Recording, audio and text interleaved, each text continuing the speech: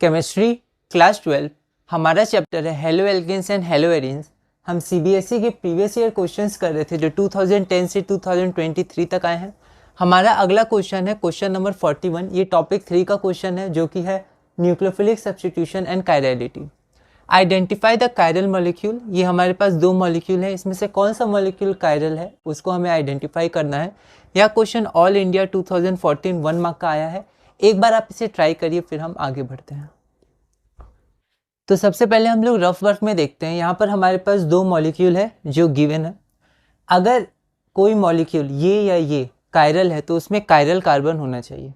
तो यहाँ पर हम अगर देखें तो यहाँ पर एक कार्बन ये है, एक कार्बन ये है, एक कार्बन ये है, एक कार्बन ये है। 4 कार्बन है फर्स्ट कंपाउंड में।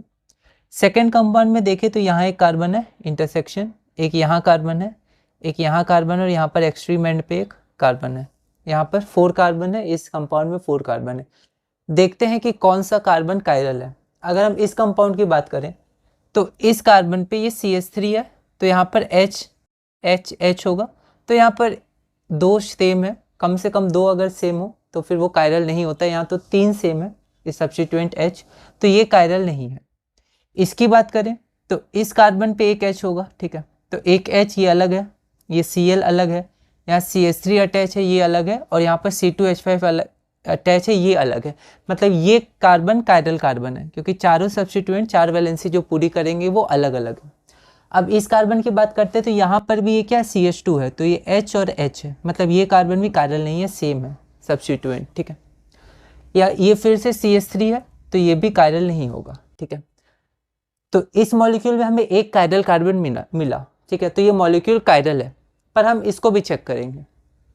ये CH3 है तो ये कायरल नहीं होगा। ये CH2 है, H होगा तो ये कायरल नहीं है। ठीक, ये भी CH2 है तो ये भी कायरल नहीं है क्योंकि H कॉमन हो गया, चारों अलग होने चाहिए। अब हम लोग इसको देखें तो यहाँ पर एक H है और यहाँ पर एक H है, 2 H जो है वो सेम हो गया। तो ये वाला जो कार्बन है वो भी हमारा कायरल नहीं है। नीचे वाले कंपाउंड में ये जो चारों कार्बन है वो कार्बन कोई भी कायरल नहीं है, तो ये मॉलिक्यूल कायरल नहीं होगा। लेकिन इस मॉलिक्यूल में हमारे पास एक कायरल कार्बन है तो ये कायरलिटी शो करेगा ये मॉलिक्यूल, ठीक है। तो अब हम इसको लिख देंगे कि this compound is chiral due to the presence of a chiral carbon, जिसको हम लोग एस्ट्रिक से मार्क किए हैं, ठीक है। यहाँ पर लिख दिया है कि दिस मॉलिक्यूल ये is the chiral molecule as it contains an asymmetric carbon. Asymmetric carbon मतलब कायरल कार्बन, ठीक है। आप यहाँ कायरल कार्बन भी लिख सकते हैं।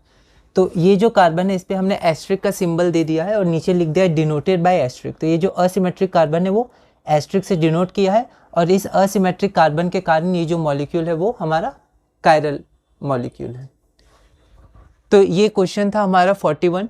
अगली वीडियो में हम अपना क्वेश्चन नंबर 42 करेंगे और topic 3 nucleophilic substitution and chirality में आगे बढ़ेंगे।